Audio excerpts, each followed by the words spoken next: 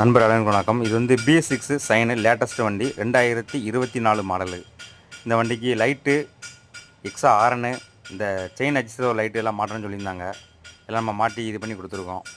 பீஸ்லாம் போட்டு பக்காவாக வயரிங் நீட்டாக பண்ணி கொடுத்துருக்கோம். நிறைய மெக்கானிக் மாட்டுறதுக்காக பயப்படுதாங்க. நம்ம கரெக்டாக பீஸ் போட்டு கொடுத்தோன்னா பயப்படணும்னு தேவையில்லை. அது போக பார்த்தீங்கன்னா சென்சார் லைன்லேருந்து எதுவுமே எடுக்கக்கூடாது.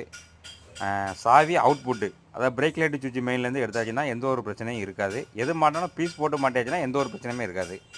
நீட்டாக இருக்குது, நல்லா இருக்குது. கஸ்டமருக்கு ரொம்ப திருப்தி ஆகிட்டு. ஓகே, நம்ம வயரிங்லாம் போட்டு எக்ஸ்ட்ரா நம்ம ஸ்லீவ்லாம் போட்டு டேப்லாம் பக்காவாக பண்ணி இந்த ஸ்லீவ் உள்ள தண்ணி போகாத அளவுக்கு நீட்டாக பண்ணி கொடுத்துருக்கு.